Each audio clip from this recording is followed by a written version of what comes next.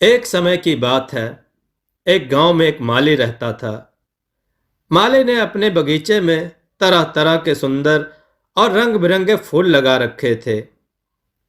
वह प्रतिदिन सुबह से शाम तक बगीचे की सफाई और देखभाल करने में लगा रहता था।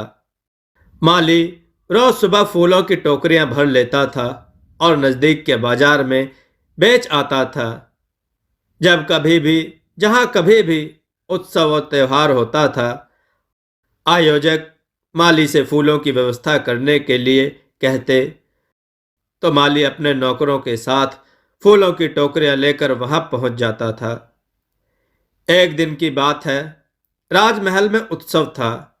राजा ने पूरे राजमहल को सजाने के लिए 100 टोकरी फूल मंगवाए। माली सुबह उठा और अपने नौकरों को लेकर बगीचे से ताजे फूल चुनने लगा। सुबह होते होते 100 टोकरियां फूलों की भरकर वह राजमहल की ओर रवाना हो गया। संयोग से उस दिन राजमहल में शाही भोज था, इसलिए कोई भी नौकर बगीचे में नहीं रुका। जब बगीचे में कोई नहीं था, तब कहीं से एक गाय बगीचे में घुस गई और चरने लगी। भरपेट चरने के बाद जब गाय बाहर निकल रही थी, तभी माली आ पहुंचा। उसे गाय पर बहुत गुस्सा आया। गुस्से में आकर उसने गाय पर लठ बरसाना शुरू कर दिया। गाय बूढ़ी थी, इसलिए जल्द ही प्राण त्याग दिए।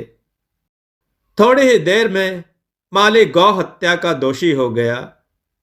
थोड़ी ही देर में बात पूरे गांव में फैल गई। जब यह बात राजा तक पहुंची, तो उसने अपने सैनिकों को भेजा और माली को बंदी बना लिया। दूसरे दिन माली को राज दरबार में पेश किया गया। दोष इतना संगीन था कि किसी से कुछ पूछने की कोई आवश्यकता ही नहीं थी। अतः राजा ने माली को 1 वर्ष तक 1 सहस्त्र गायों के भोजन की व्यवस्था करने का दंड दिया। तब माली बोला, यदि महाराज की आज्ञा हो तो मैं अपनी सिफारिश में कुछ कहना चाहता हूं। राजा ने इजाजत दे दी। माली बड़ा ही चतुर था। उसने कहा, महाराज, बेशक गाय की हत्या मेरे हाथ से हुई है, लेकिन आप तो जानते ही हैं, शरीर इंद्रियों के अधीन होता है और इंद्रियां इंद्र के अधीन हैं। ऐसा हमारे शास्त्रों में लिखा गया है। इसलिए भले ही गाय मेरे हाथों से मरी हो, किंतु उसका पाप इंद्र को लगता है। उस दिन के लिए इंद्र के आने तक फैसला स्थगित कर दिया गया। जब यह बात इंद्र तक पहुंची, तो वह माली की चालाकी समझ गया। उसने धूर्त माली को सबक सिखाने की सोची। इंद्र ने एक ब्राह्मण का भेष बनाया और माली के बगीचे में जा पहुंचा।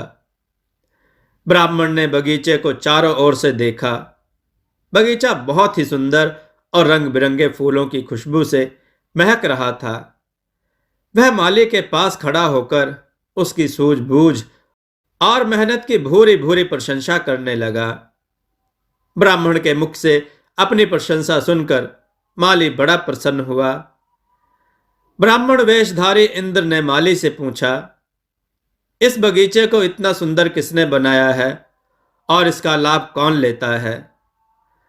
माली प्रसन्नता पूर्वक बोला, मैंने ही अपने हाथों से इस सुंदर बगीचे को सींचा है और मैं ही इसका मालिक हूं, अतः इसका लाभ भी मुझे ही मिलता है।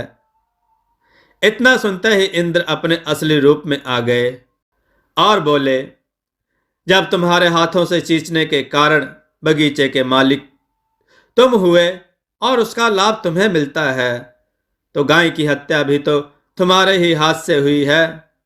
उसके पाप का भागी मुझे क्यों बना रहे हो? अब या तो तुम राजा द्वारा निर्धारित 1 सहस्त्र गायों के भोजन का दंड दो, या फिर अपना यह बगीचा मुझे दे दो। माली समझ चुका था कि अब उसकी दाल नहीं गलने वाली। उसने तुरंत 1 सहस्त्र गायों को 1 वर्ष तक भोजन कराने का दंड स्वीकार कर लिया।